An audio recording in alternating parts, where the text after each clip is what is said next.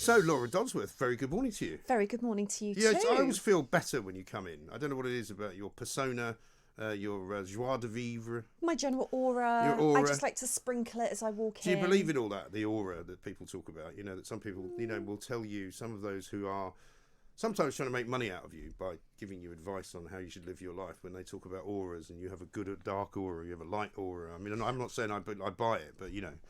Well, mine is silver sparkles and rainbow sprinkles. Okay. So yes, I believe it. Now I think people can have a presence. They can come into a room and light things up and be cheerful, or you can feel someone's mood. There's something going on, isn't there? I don't know about auras, but there's presence. Oh, I think people's ability to change the atmosphere in a room is definitely a thing. You know, it's a thing. I mean, definitely. I generally have that effect on people. Like, they generally either leave the room when I walk in, or quite like the fact that I've walked in. They fall into two categories. What do you know? Do you know what effect you have on me, Mike? Go on. Well, there's many effects, but the one I'm going to mention now is, well, just as you were doing your intro then, and this is the same when I'm listening at home, I find myself kind of like hopping from foot to foot and wanting to put up my hand and say, me, I want to join in this conversation, because it's always the juicy stuff. Right. I love that intro then, because yes, there's good news. COVID is not the most serious threat to health. We've been told by the eminently sensible Dr. Jenny Harries. Yes. The bad news that teenagers' mental health has suffered terribly, with release of some new figures from the ONS. The unsurprising news that the first cross-party report on the government's pandemic management is a bit of a whitewash. Yes. And then we need an update on vaccinating teenagers. So I was itching to jump in at every little bit of your intro. Okay, well, where do you want to start? Let's start with the good news. Why not start with the good? Andrew Marr interviewed Dr. Jenny Harries. She said that COVID's no longer the most serious threat to health, but I mean, it's not all good news, because flu might be very serious this winter, she said. But there was a lot that I really liked about her appearance on TV, and I wish we'd just seen so much more of her during the pandemic. First of all, she's definitely preferable to Valance and Witty, isn't she? I think she's very balanced. She gets across lots of important points. For instance, when she talked about the modelling, she said, don't overly worry about the upper ends of the limits of modelling. Don't put all your attention there on the bad news. Let's look at the whole picture. Right. That's great. She also reminded people how many people tend to die in flu seasons. You know, it could be anything from 4 to 22,000 deaths a winter, as it has been for several years. So let's get that in our heads. Yes, people will die of flu like they always do. I basically had a sense that she was winding down the fear. Yes. And so if we've got to the stage of the epidemic where Dr. Jenny Harries is winding down the fear, that's good news for us. That is good news, but there was that 60,000 figure that came out of that interview, I think, wasn't there? Where she said there could be as many as 60,000 people dying of flu and COVID put together. And I just kind of sighed, with a heavy heart when I saw that, because I just thought, that's not what people need to hear. She did, but if you were listening, she said that's the upper end. Don't fixate just about the upper end. That's the worst end. Yes, but guess what the media scenario. fixated on? That's the upper end, right? And that's what the headlines were. Yes, all the supine, fear-mongering headlines. Yeah. Yes, there's a lot for journalists to learn from Dr. Jenny Harries. Don't just go for the big number for the clickbait. What's the actual story? The other thing that she said, which I liked, and I really hope people are going to tune into, teachers' unions are calling for more measures, but she said masks are not her top recommendations in schools. It's not the first thing she's gonna lean into. Right. We know the evidence is weak, and I thought that was really good that she popped that reminder into her interview think so. as well. Because the one thing I haven't seen yet as an answer, I was talking to my kids at the weekend about the whole vaccine rollout and everything, and the youngest one, I said, what do you see? And he said, well, we're not really seeing any of it. I don't think anybody's there doing it.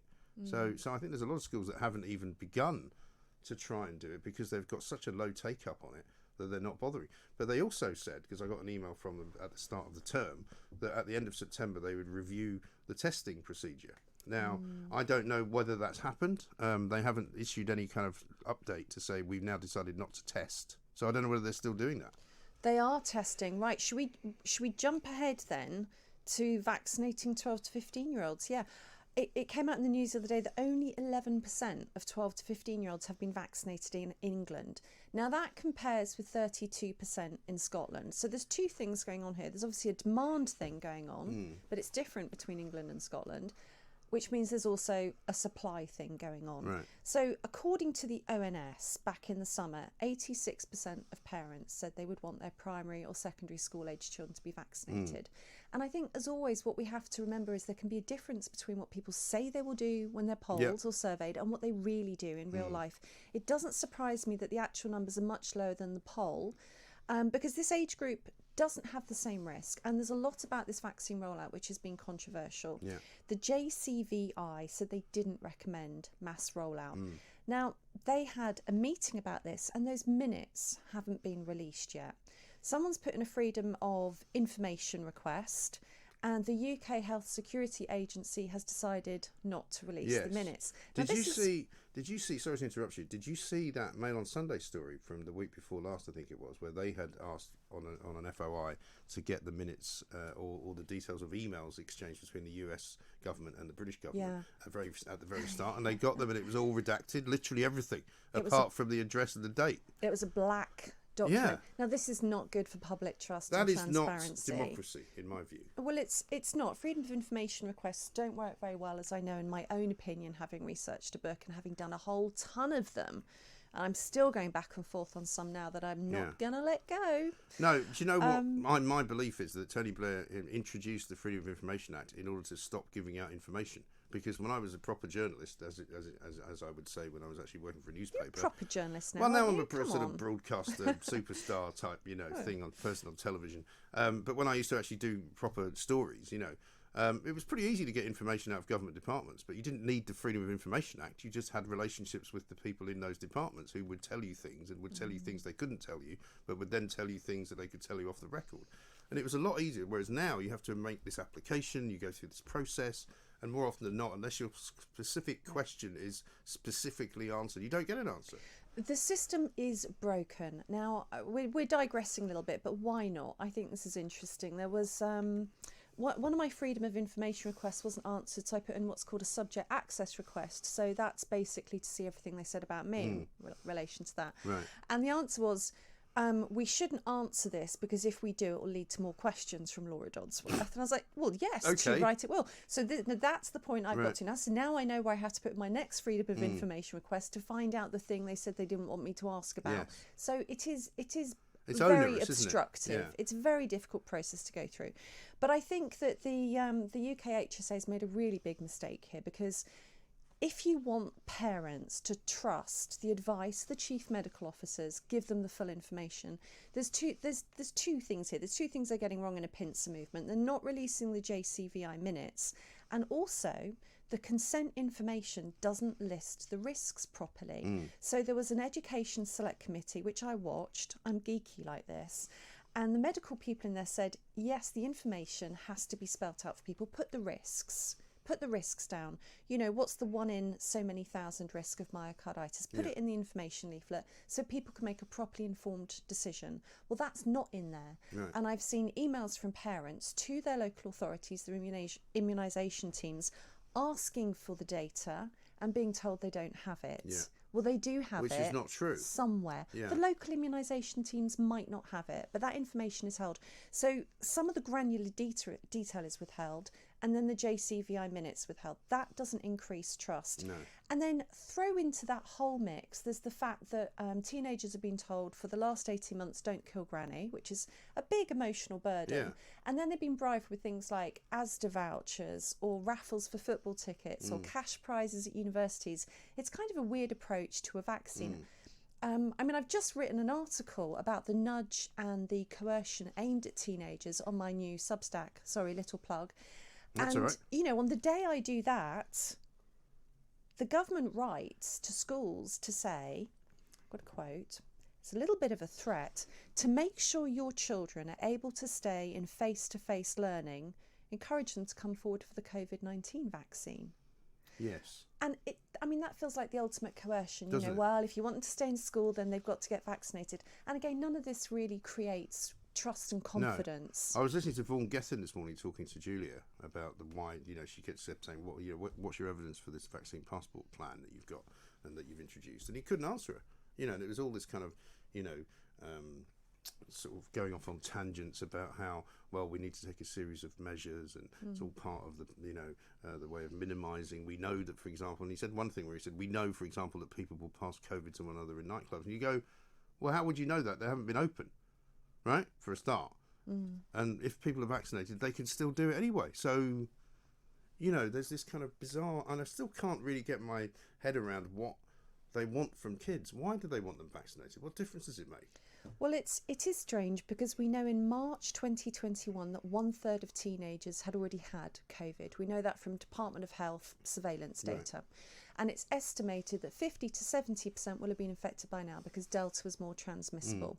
So if so many of them have had COVID, it's not really going to make too much of a difference. We know they get it very mildly. And we know that about 90% of adults in the country have been vaccinated. So I don't really understand this pressure to get them vaccinated. No. And I'd say the most simple step would be to stop asymptomatic testing. Now, we also know that there's a problem in an increase in the number of false positives, and the UK Health Security Agency has acknowledged that. It was reported in the Telegraph, I think, this morning. So the number of false positives going up. So that means that, not only are they getting tested when they don't feel ill, Right. they're getting false positives, which is making them take that time off learning that they don't need to do. Yeah. And it causes a lot of anxiety and stress. So. And in Denmark, for example, at the moment, where all restrictions have been lifted, they have a rule which is that if you have been in contact with somebody who has had a positive test, you don't have to self-isolate unless you have symptoms and you have, some form of a test which then tests positive. Then you go home from school, but you don't go home from school automatically like you do here. Well, that would be very sensible because you are far less infectious without symptoms. It's the symptoms that make you spread it, the coughing, the sneezing. So I think we have to remember what the Chief Medical Officer said. This vaccine is supposed to be an offer.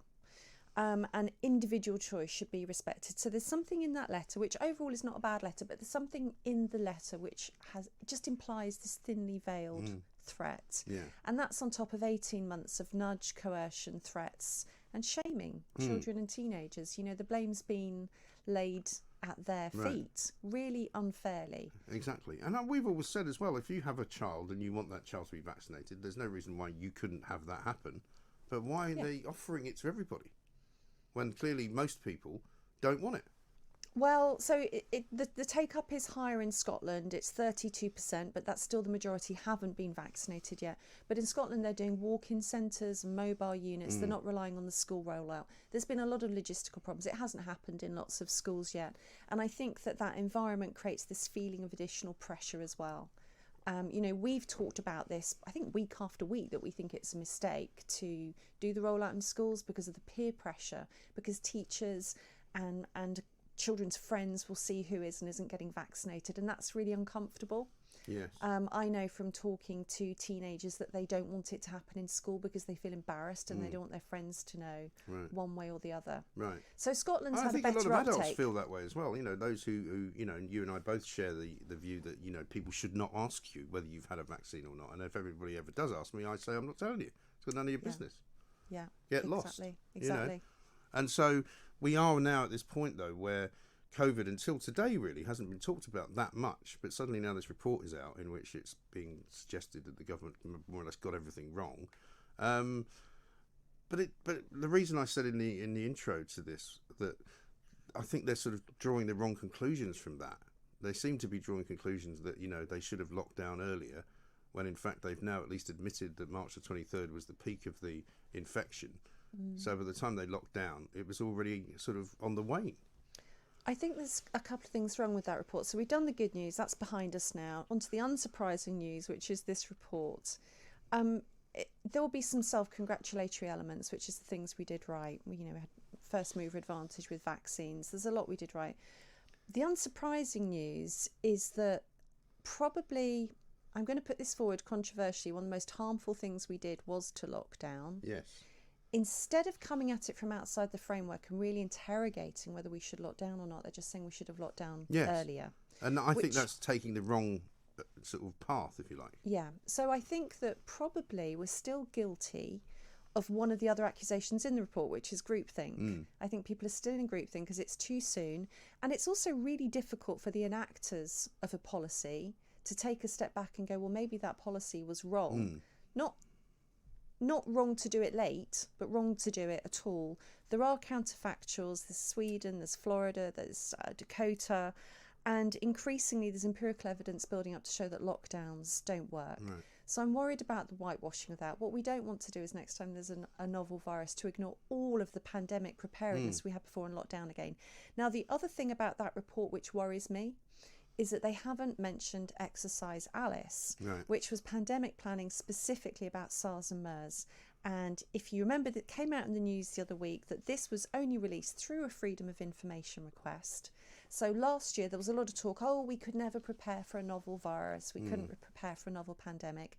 Actually, SARS was on the National Risk Register. It was high up, and there was pandemic planning for it. And there was specifically this Exercise Alice, which has only just been released. The fact that it's not mentioned in this cross-party report implies a little bit of whitewashing, because they should all know about it by now. Yeah, they should. Well, many of them probably who were on that committee were involved in it, weren't they? Probably, I don't know. I mean, Jeremy Hunt's getting a bit of flack this morning because he's being seen as being a bit overtly political, because everybody knows he hates Boris Johnson and, he wants to lead the party and but he was the Secretary of State for Health at some of the points at which this report refers when things weren't done properly. Well, what no pandemic plan ever did before was recommend a lockdown. So I feel like there's a rewriting of history, but I'll be honest, I haven't read it yet because it only came out this morning and I was straight in here, but it's what I'm going to be doing this week, going through it and gathering some more opinions on it. I mean, my sense is that Boris Johnson certainly doesn't want to do any more lockdowns. I don't think he really wants to, but we've all heard him saying that before. I really don't want to do this, or I'm doing this with a heavy heart, but he does it anyway. I can't really see any circumstance under which we'd have to do it. Well, because even the latest modelling, which they said would result possibly in 7,000 cases a day in hospital, it's kind of nowhere near that. No, of course not. Nowhere near that. And not only COVID is not the most serious threat to health, as we've been told now, but there have been over 70,000 excess deaths at home which are not COVID related. I mean, that's a huge worry. The NHS waiting list is over 12 million. It was World Mental Health Day on Sunday. So some figures were released by the ONS about teenage mental health. Now, this is a huge worry. A quarter of 11 to 16-year-olds with mental health problems said it's the restrictions that made their lives and their mental health worse. I'm sure that's right. Well, it felt like that in my house anyway. I think every parent can relate to that. I'm surprised it's only a quarter. Yeah. And the number of people aged 0 to 18 referred to mental health services between April and June in 21 was up 93% from the same period the last year. And that was up 41% on the same period the year before. Yeah. So we can see this huge increase in referral to mental health services. So no more lockdowns, Please. No masks, no more pressure on teenagers. We really need to lighten up and stop treating children and teenagers like they're vectors of disease, like they're the problem, and that they have to take the responsibility for this, because they don't. We should be the ones looking after them, not them being a human shield for us. And also stop frightening the hell out of them that they could die from this as well. And I mean, of course, anything is possible on the sort of Richter scale of risk. But it's a very unlikely state of affairs that a teenager gets COVID and ends up dying. Yeah. So there's all sorts of things, when we were talking about driving, my sister's visiting me. When she was 17, one of her friends was killed in a car crash and she was in the car. Luckily, she survived, but her friend died. And, my son is 17 and we were talking about it because we were talking about driving and how dangerous it is and how you see these awful stories of, 4 boys in a car crashing into a crash barrier and they're all dead. There are risks out there that we all have to navigate as parents and as kids, and you have to weigh up one against the other. And, driving around at 70 miles an hour in the dark when it's raining isn't a very good idea. But, going to school without a mask on is probably less of a risk. I'm sure thinking about how my teenage sons cycle, that getting to school is probably one of the most dangerous aspects of their lives. You can't guarantee life, I'm afraid. And people should stop trying to. And when Boris said last week, the government can't fix everything for you, it's the first time he said something that I've actually really quite applauded and agreed with, because we've become, I think, a society where people are looking to the government to fix everything for them. And go, well, why are you not protecting me from this? Well, how about you take some responsibility for your own life? and decide to behave in a way which is actually responsible. Absolutely. Gosh, what a claustrophobic world that would be. Yes, but so many people have become used to that, and even if they weren't before, they, since the lockdown, they have become more like that. Like, what the hell's going on at the supermarket? Why can't I buy pasta? Have something else. You can buy pasta. Don't start a pasta shortage. I'm Stop, not saying Mike. that we almost started a chicken shortage the other week. Did we? Yeah. Well, listen. I mean, I'm not buying this shortage nonsense. I'm not buying the supply chain cobblers. I haven't had a problem getting anything.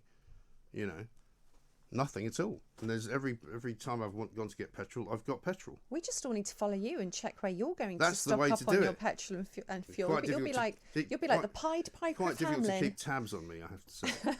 I've been avoiding that for many years.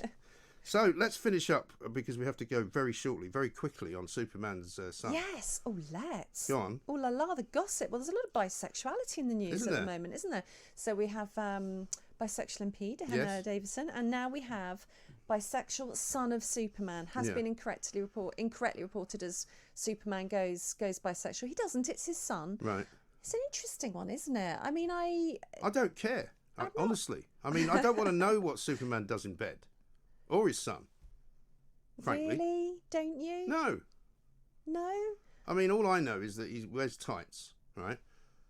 Well, I think there's something about superheroes where they are actually quite camp. I'm not surprised we finally got a bisexual superhero because the outfits are they're very camp and theatrical. Well, I said to Julia, surely man should be removed from the name Superman, shouldn't it? In these gender-neutral times. Oh my goodness, that's a very good point. So never mind the bisexuality. What about the gender specificity? I can't say it. Specificity. Maybe that's the next superhero. But no, it does feel like there's a lot of bisexuality in the news, and it's funny because it's like a private matter. But I tell you what, I do think. Well, I love the idea that people say, but it's not a big deal. But here's a big picture of me on the front page of the paper. I'm going to do a big interview on television about it. But don't worry about it. It's not a big deal. Well, maybe for some people it becomes a big deal because it makes them feel quite current and newsworthy.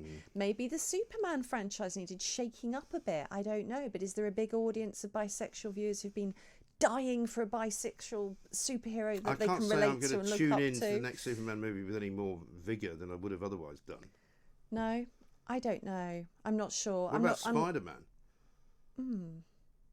Well, you're picking superheroes I don't think arachnids can be bisexual, can they? You're picking superheroes that I don't really fancy. So okay. It doesn't really bother me. If James Bond became gay, that would be sad. Well, you remember the line in Skyfall when he was with what's his face and said, "What makes you think it's my first time?" Do you remember that? No, I don't remember that. I don't remember. See, I've completely whitewashed that from my brain. Okay. Nothing. Well, the villain in Skyfall, right? The guy with the teeth that come out, and he's rubbing James Bond's knees at one point before they shoot the whiskey off the girl's head. Right. Yeah. And he's sort of flirting with him in a way. You're right. And then James kind of says, "What makes you think it's my first time?" As if he'd had some boarding school experience. You're right. I'd erased it. But still, there's nothing wrong. God, I hope I haven't upset anyone. There's nothing wrong with a gay or bisexual superhero of any sort. But the ones I fancy, I don't really. Okay. I just don't really think of them that way. But we've had a lesbian Catwoman. Yes. Honestly, I couldn't care less, really. I mean, I just think it makes the people who make it happen look ridiculous, I think, because there's no need.